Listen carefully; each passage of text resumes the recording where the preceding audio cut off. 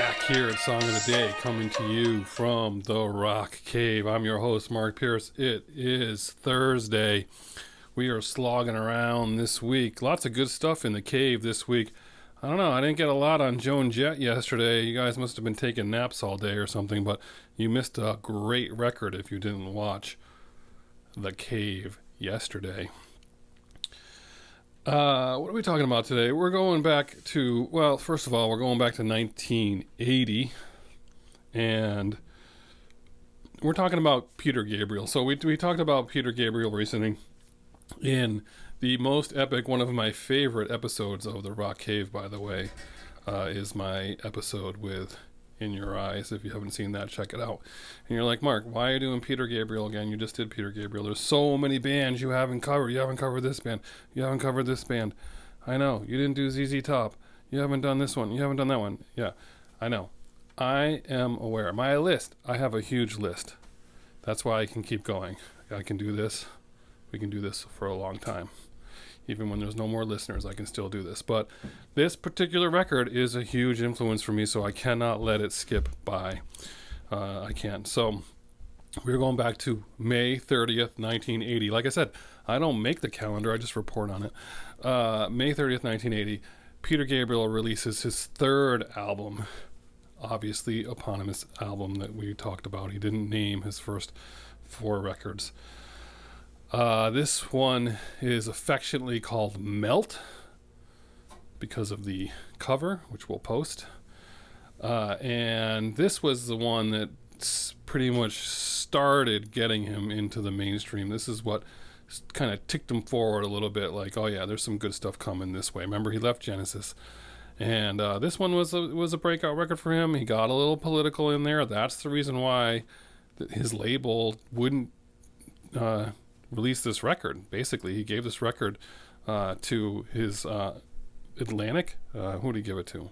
He gave it to Atlantic. Yeah, Atlantic. Atlantic rejected this record. They distributed his first two, and they were like, you know what? We don't like this one. It's not commercial enough. I don't get the political stuff. I don't even know what this song Biko's about. No, we're not going to do it. So Mercury released it. So interestingly enough, and then it turns out that this is the one that kind of put him a little bit over the top. It's an interesting record. There's some good stuff on here, really. There is some really good stuff on here. The interesting thing is Phil Collins, his bandmate from Genesis, plays drums on the lead-off track Intruder, which is awesome, by the way. And then you got to say to yourself, I recognize these drums from somewhere.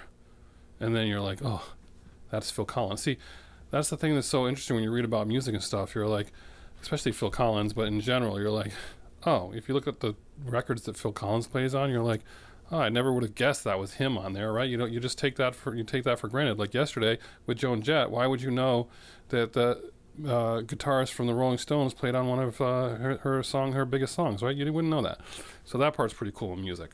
So there's Phil Collins. He plays on Intruder. He plays on a couple others too. But he was given instructions that said there are going to be no cymbals on this record. Peter Gabriel said, I'm not doing it. Whatever. He's quirky guy. He's like, I'm not doing any cymbals. And Phil Collins is like, what the hell am I going to do with my other hand? Like, what? I'm playing with... So what they're saying, that this is the earliest example of what they're calling his gated drum, which is that haunting drum from Phil Collins that we all know. And this is the earliest example of that. So, Intruder, that's your first one. Great song. No Self-Control. Also Phil Collins on that one. Awesome song. Love that one. That's a great choice right there. Start. I don't remember. Another awesome song. If you don't know these songs, you got to check it out. I don't remember. Great song. Some of these songs were in Miami Vice. Obviously, I told you part of my raising was on Miami Vice. Family Snapshot, and Through the Wire. All right, flip the record over, and there's Games Without Frontiers. How can you go wrong with this one? I mean, that went to number 48.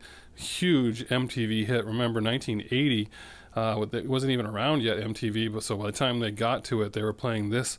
There was a video for this, and they were playing it, and of course, it's super weird and super funky, and that was like right up my alley. It's right in my wheelhouse. I'm like, this is awesome. I love this music. I mean, this is the stuff that just formed my music taste. And me playing Peter Gabriel cassettes, you know, it was just cool to feel different, like you were playing something that no one was playing. So, Games Without Frontiers Went to number 48. Like I said, there's Kate Bush on vocals in the background in there somewhere. You got to search for her, but she's on there. Not One of Us, also awesome song. You cannot discount that one. That's a good one. Lead a Normal Life and Biko. I mean, Biko, famously political song. That's Phil Collins playing this giant bass drum called a surdo on there.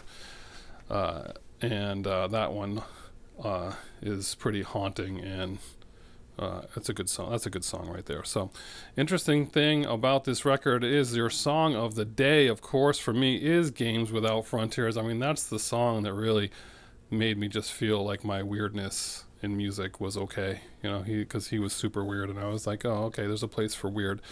But interesting point, the radio version and the album version a little bit different. The radio version says whistling tunes were kissing baboons in the jungle, right? That sounds innocent enough. Who wouldn't want to kiss a baboon in the jungle? That sounds like something you'd pay to do, right? Well, really, that's not even, we were all lied to. I'm just here to tell you we were lied to. It's not the lyric he intended. It's whistling tunes we piss on the goons in the jungle. That's the real lyric there. So I'm just saying, if you feel lied to about kissing baboons, it's all right. You can kiss baboons. It's just, this song isn't about that. So anyway, that's your song of the day. Games Without Frontiers. Peter Gabriel. Love this record. I mean, there's a lot of stuff on here. You need to hear Intruder, No Self-Control, I Don't Remember, and Not One of Us, and Biko. You got to play all those. I mean, I'm giving you guys all kinds of assignments this week. I'm sorry. It's supposed to be song of the day, and we're working on that. I have a song of the day, and that's what it is. But there's so many good songs on here. You got to be like, you got some more homework. If you want to dive deep, do it. Don't have FOMO. YOLO. All right, that's your Thursday. 7.5 minutes. Sorry, guys. That's your Thursday song of the day. Enjoy some Peter Gabriel. We're going to get to the other stuff. We're going to get some rock and roll. We're going to get to stuff we haven't covered. Promise, that's coming up soon on the calendar. Enjoy your Thursday, and as usual, I'll catch you on the flip side.